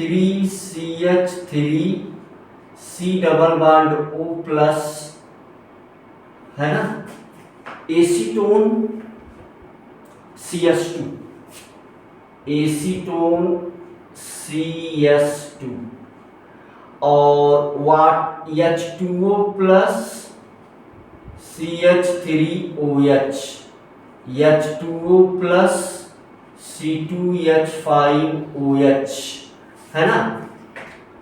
ये एग्जाम्पल हैं, सारे एग्जाम्पल हैं किसके, यानी एक सोल्यूशन, दो सोल्यूशन, तीन सोल्यूशन, चार सोल्यूशन, और जो है जैसे C2H5OH प्लस साइक्लोहेक्सेन, है ना, C2H5OH प्लस साइक्लोहेक्सेन।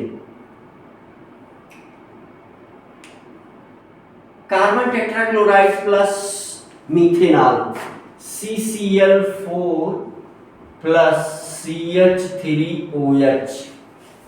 तो ये बहुत सारे सॉल्यूशन किसके हैं जो पॉजिटिव डेविएशन शो करेंगे।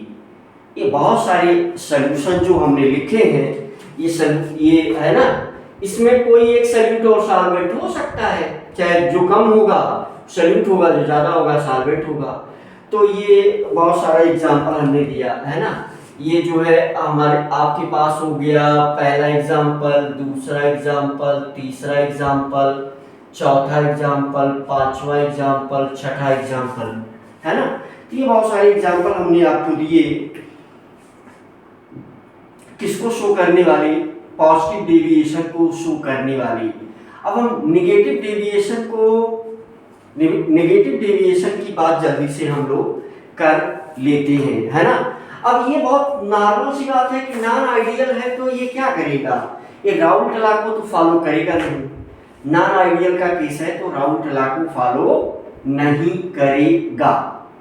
तो अब हम लोग जो है non ideal solutions so negative deviation from Raoult law, है ना, मिटा दिया जाए, सारी चीजें मिटा दी जाए। तो जो है क्या देखेंगे हम लोग देखेंगे भाई नेगेटिव डेविएशन। ये पॉजिटिव डेविएशन के बहुत सारे एग्जांपल हमने आपको दिए। नेगेटिव डेविएशन के एग्जांपल आप देख लीजिए,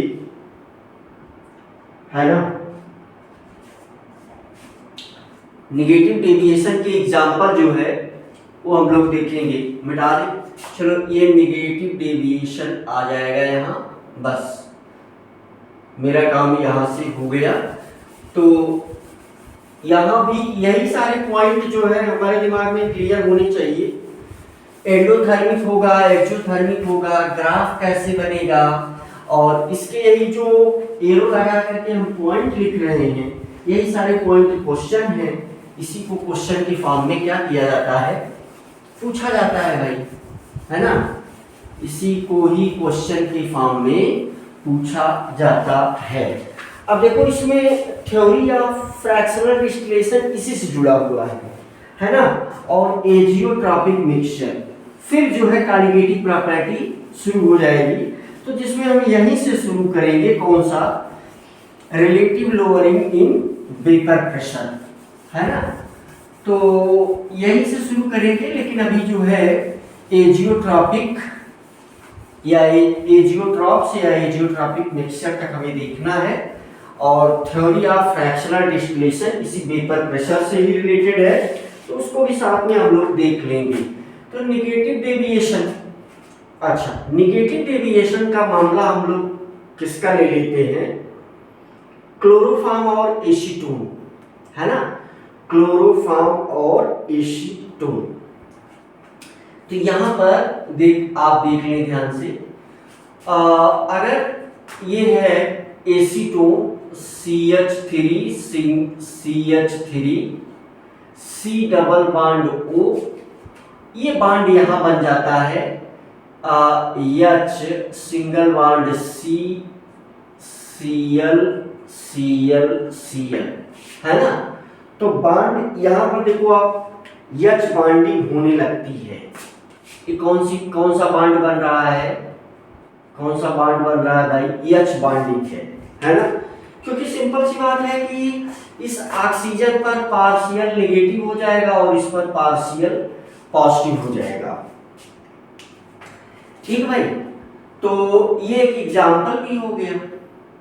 अगर ये सेपरेट रहती, है ना, अगर ये सेपरेट रहती, मान लो ये जो है इसमें भरा हुआ है क्या, एसीटोन, क्या भरा हुआ है इसमें, एसीटोन, और इसमें भरा हुआ है क्या, क्लोरोफॉर्म भरा हुआ है, इसमें क्या भरा हुआ है, क्लोरोफॉर्म भरा हुआ है।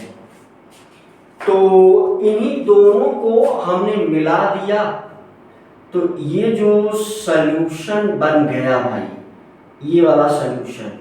अब ये नॉन आइडियल सॉल्यूशन, इसमें दोनों चीजें हैं, ये एसीटोन भी है ना, CH3 ट्वाइस CO, इसी चीज को ऐसे लिख सकते हैं, और CHCl3 क्लोरोफॉर्म, ये दोनों चीजें हैं। तो यहां की कंडीशन क्या बनेगी, यहां की कंडीशन ये बनेगी भाई, यहां पर, है ना, यहां की कंडीशन ये बनेगी कि P0, है ना, तो Pa less than P0 AXA, और क्या होगा, अब यही सारे पॉइंट हैं। एक एग्जांपल से हमने इसको आपको दिखा दिया, एंड PB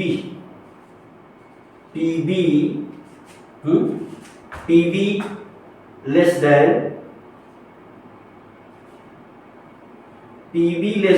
P0 BXB, ये पॉइंट हो गया। और इसका मतलब कि जो P सॉल्यूशन है वो लेस देन होगा Pa प्लस PB से, है ना। इसी पर जो है ग्राफ बन जाएगा, इसी पर जो है, इसी लाइन को देख करके ये ग्राफ बन जाएगा। तो अगले पॉइंट में हम चाहे ग्राफ को बना के निपटा ही दें, है ना। तो ये इस प्रकार से, यहाँ पर मान लो P0 B है, यहाँ पर मान लो P0 A है, ठीक भाई। तो इस बार जो है नेगेटिव डेविएशन शो करेगा, है ना। कौन सा डेविएशन शो करेगा, नेगेटिव डेविएशन शो करेगा। तो नेगेटिव डेविएशन कैसे आएगा, ये ऐसे कुछ नेगेटिव डेविएशन आएगा, ये ऐसे, और ये वाला जो है ऐसे आ जाएगा यहां से, और ये वाला भाई इस प्रकार से आ जाएगा ऐसे, ठीक भाई। तो ये कुल मिला जुला करके मुझे लग रहा है कि बातें बहुत ही क्या है, क्लियर है। बातें बहुत ही क्या है भाई, क्लियर है ना। ये क्या है, नेगेटिव डेविएशन है। इस वाली लाइन पर क्या है मामला भाई, इस वाली लाइन पर है P S less than P A plus P B. और इस वाली लाइन पर क्या है भाई, इस वाली लाइन पर तो P A less than P not A x A. ठीक भाई। इस वाली लाइन पर क्या है, इस वाली लाइन पर है P that is PA, PB less than P not B XB। यहां पर क्या ले लेंगे, XB equal to 1, XA equal to 0। यहां क्या ले लेंगे, XA equal to 1, XB equal to 0। ठीक है भाई। तो ये नेगेटिव डेविएशन का ग्राफ शो कर रहा है, यानी जो होना चाहिए आइडियल वाला डॉटेड है और ये सारी लाइनें जो कलर्ड हैं वो रियल है ना। तो यहाँ पर जो है ये चीज फॉलो होगी, यानी डेल्टा एच सोल्यूशन, ये सोल्यूशन लिख दिया है ना, तो 0 यहाँ ज्यादा होगा, यानी डेल्टा एच की वैल्यू यहाँ नेगेटिव होगी। इसका मतलब कि ये क्या होगा, एक्सोथर्मिक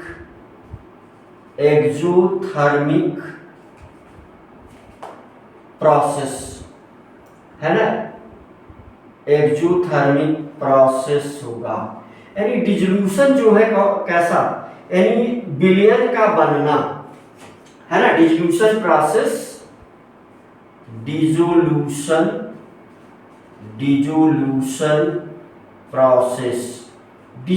प्रोसेस का क्या मतलब हुआ, सॉल्यूशन के बनने की प्रक्रिया क्या होगी, एक्सोथर्मिक होगी। यहां पर भी जो है डेल्टा बी सॉल्यूशन, देखो चाहे मिक्सचर लिखो चाहे सॉल्यूशन लिखो, is less than B A plus B B, है ना, यानी वॉल्यूम कम हो जाएगा। वैसे भी इस एग्जांपल से आपको बहुत ही क्लियर होगा कि जब बांड बनेगा तो ये आपस में ज्यादा नजदीक आ जाएंगे और टोटल वॉल्यूम जो है कम हो जाएगा, है ना। मान लो इसका वॉल्यूम जो है, इसका वॉल्यूम कितना है, चलो बी ए ले लेते हैं, है ना, इसका जो भी वॉल्यूम है तो इससे कम हो जाएगा, है ना। तो बी इसका कुछ वॉल्यूम है और इसका भी कुछ वॉल्यूम है, ठीक भाई।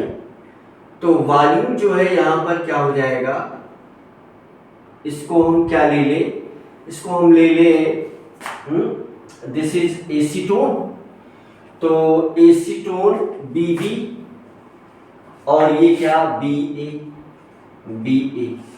ठीक भाई, बी ए बीबी।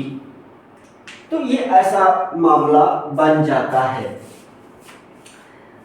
और यहां पर ग्राफ हम लोगों ने देख लिया, और यहां पर जो एक्सप्लेनेशन है तो वो ये है कि जो ए बी के बीच जो फोर्स है ग्रेटर देन ए से ज्यादा है, और ए बी के बीच में जो फोर्स है वो बी बी से भी ज्यादा है ना। तो इसी वजह से ये जो स्ट्रांग इंटरमॉलिक्यूलर फोर्स है, यानी ये वाला फोर्स कैसा है, स्ट्रांग इंटरमॉलिक्यूलर फोर्स। इसी वजह से यहां एनर्जी रिलीज हो रही है, एनर्जी रिलीज हो रही है। और ये फोर्स स्ट्रांग होने की वजह से, स्ट्रांग मॉलिक्यूलर फोर्स होने की वजह से वेपर स्टेट में जाने की tendency to convert in vapour state ये घटेगी, tendency to convert into vapour state, है ना, ये घटेगी भाई, tendency to convert into vapour state ये घटेगी। तो वेपर स्टेट में जाने की टेंडेंसी घटेगी, है ना। तो इसका वेपर प्रेशर कम हो जाएगा। और हमें ये बात पता है कि जब वेपर प्रेशर कम होता है तो बॉइलिंग पॉइंट ज़्यादा होता है ना। और वेपर प्रेशर ज़्यादा होता है तो इससे क्या रिजल्ट क्या निकलेगा, इससे रिजल्ट ये निकलेगा, दूसरे वाले में भी लिख लीजिएगा भाई, यानी वेपर स्टेट में जाने की टेंडेंसी कम होगी तो इसका रिजल्ट ये आएगा कि वेपर प्रेशर फाइनली घटेगा। तो वेपर प्रेशर घटेगा तो बॉइलिंग पॉइंट ऑफ सॉल्यूशन क्या होगा, बॉइलिंग पॉइंट ऑफ सॉल्यूशन ये क्या होगा भाई, ये बढ़ेगा भाई। बॉइलिंग पॉइंट ऑफ उस दूसरे वाले में इसका अपोजिट लिख लीजिएगा, वहां वेपर स्टेट में जाने की टेंडेंसी बढ़ेगी तो बॉइलिंग पॉइंट उसका घट जाएगा, है ना, जो पहला वाला लिखा था। तो देखो 1 point, 2 point, 3 point, 4 point, 5 point, और है ना। तो ये 5 पॉइंट जो हैं ये इसके लिए बहुत इंपॉर्टेंट है। और ये भी जो है राउल्ट लॉ को फॉलो तो करेगा नहीं क्योंकि डेविएशन शो कर रहा है ना। क्या शो कर रहा है, ये डेविएशन शो कर रहा है, तो राउल्ट लॉ को फॉलो तो करने वाला नहीं है, राइट। तो कुछ अदर एग्जांपल हम लोग देख करके ये लेक्चर यहीं पर रोक देते हैं बच्चों। तो इसका बहुत सारा अदर एग्जांपल भी है, जैसे वो हमने लिखा था। तो पहला एग्जांपल इसका है भाई कि वही क्लोरोफॉर्म है ना। ये वाला कौन सा देखा, क्लोरोफॉर्म और एसीटोन देखा आपने, है ना। तो ये वाला है CHCl3 plus dimethyl ether, CH3 single bond O, है ना, dimethyl ether, chloroform dimethyl ether. दूसरा एग्जांपल है भाई H2O प्लस HNO3। तीसरा एग्जांपल है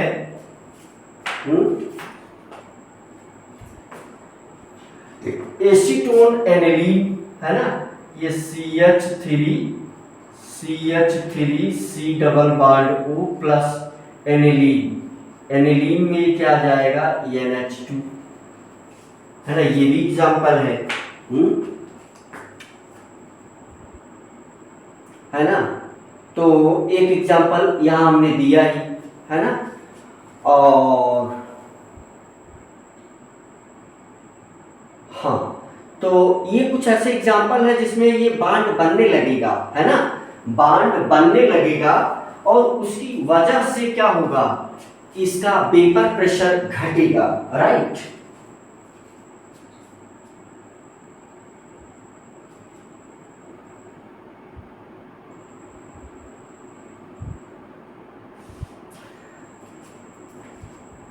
क्लोरोफॉर्म बेंजीन भी इसका एग्जांपल होता है। एक बहुत बढ़िया एग्जांपल इसका ये है methanol acetic acid CH3OH plus CH3COOH, है ना। एक ये बढ़िया एग्जांपल है। एसीटोन क्लोरोफॉर्म का एग्जांपल यहां दे ही दिया, एसीटोन क्लोरोफॉर्म का एग्जांपल यहां दे दिया। क्लोरोफॉर्म और बेंजीन का भी एग्जांपल है, क्लोरोफॉर्म और बेंजीन भी। तो ये बहुत सारे एग्जांपल जो निगेटिव डेविएशन को शो करेंगे। और इस प्रकार से जो है इस लेक्चर को हम यहीं रोकते हैं। इसके आगे जो है और इम्पॉर्टेंट चीज़ें हैं तो उसको हम लोग नेक्स्ट लेक्चर में कवर करेंगे, राइट। जैसे azeotropic mixture and theory of fractional distillation, right.